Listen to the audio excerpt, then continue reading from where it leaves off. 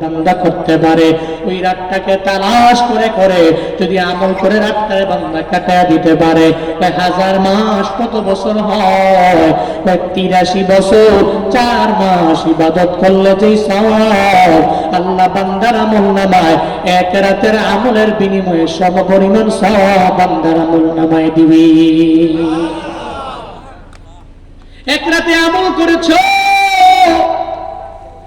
83 বছর 4 মাস ইবাদতের সওয়াব। কয় বছর?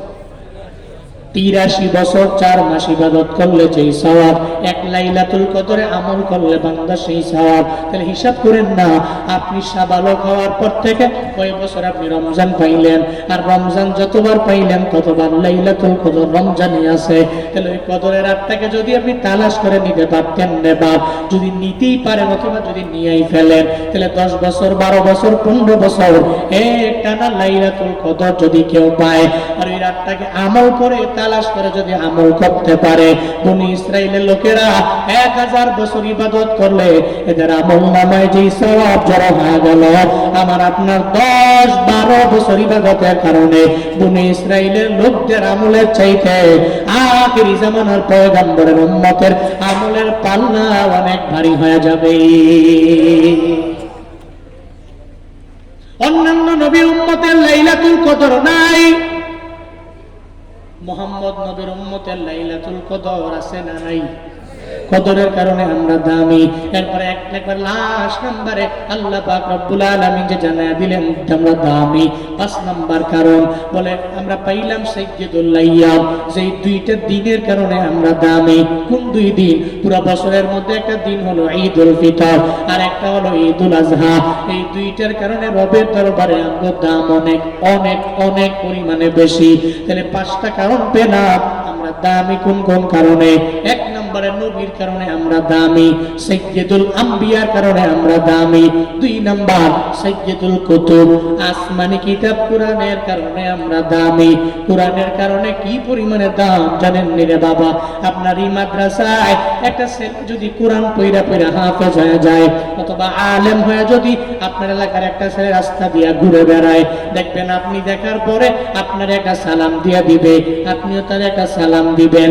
মাদ্রাসায় পড়নেওয়ালা ছেলের মাথার মধ্যে যখন পাগড়ি থাকে অথবা টুপি লাগায় অথবা পাঞ্জাবি লাগায় অথবা 30 পারা কোরআন যদি সিনার মধ্যে কেউ ঢুকায়, তার দাম আল্লাহর দরবারে যেমন আছে দুনিয়ার মানুষের কাছেও তার দাম আছে না নাই?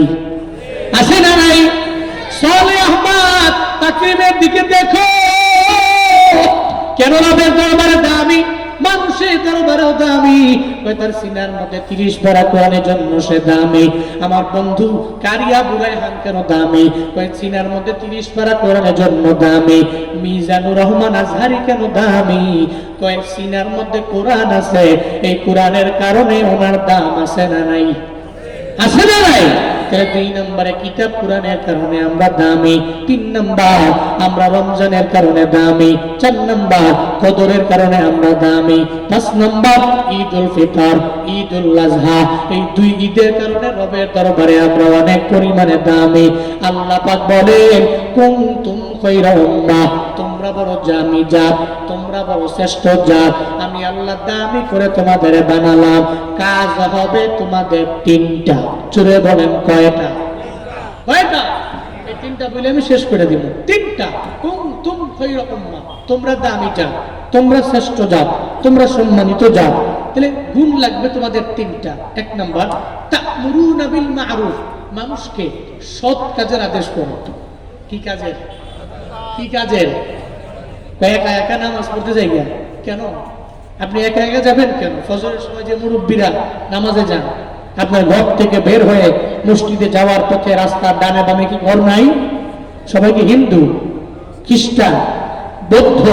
যদি মুসলমানের ঘর হয় তাহলে আপনি রাস্তায় যাওয়ার পথে আপনার ডানে বামের ঘরগুলোতে বলে যাবেন, এই নামাজের সময় হয়েছে, উঠো, ফজর পড়ো, লাগলে আর পরে আবার ঘুমাও।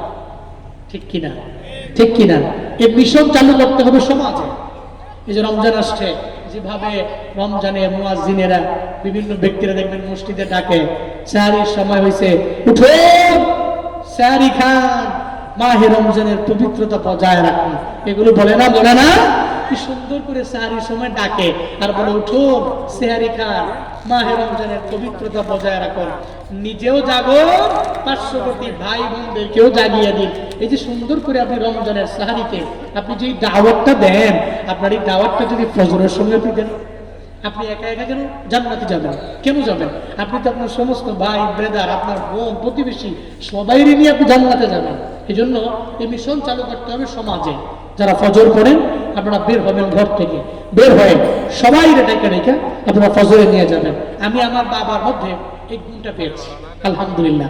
বাবা প্রতিদিন ফজরের নামাজ যখন পড়াইতে যায়, বাসা থেকে বের হয়ে প্রত্যেকটা ঘরের কিনারে যাবে, গিয়া বলবে হ্যাঁ উঠো, নামাজের সময় হয়ে গেছে, সবাই উঠো, নামাজ পড়ো, জিকির করো, কোরআন তিলাওয়াত করো। এটা কয়া উঠে যায়।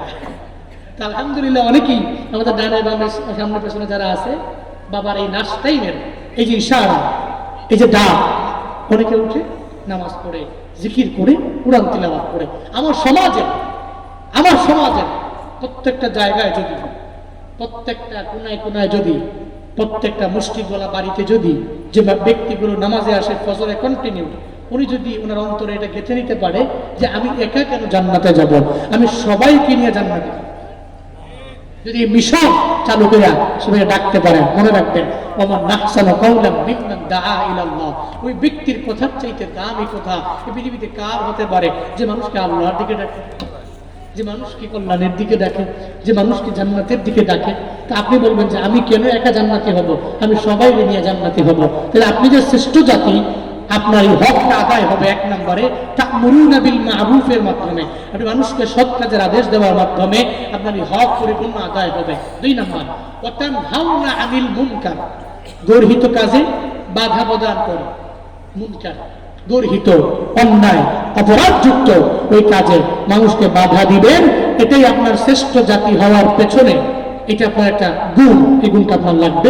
তানহাউনা আনিল মুনকার। 3 নম্বর ওয়া তুমিনুনা বিল্লাহ, আল্লাহর প্রতি ঈমান আনবেন। কেমন ঈমান? হযরত বিলালের মতো ঈমান, হযরত আবু বকর রাদিয়াল্লাহু আনহুর মতো ঈমান, হযরত ওমর রাদিয়াল্লাহু আনহুর মতো ঈমান, হযরত উসমান রাদিয়াল্লাহু আনহুর মতো ঈমান, হযরত আলী রাদিয়াল্লাহু আনহুর মতো ঈমান।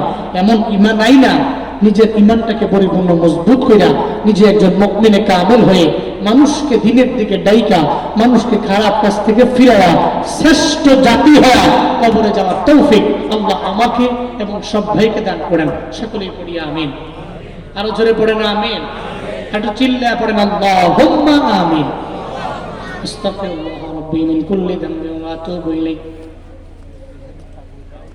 লা হাওলা ওয়ালা কুওয়া।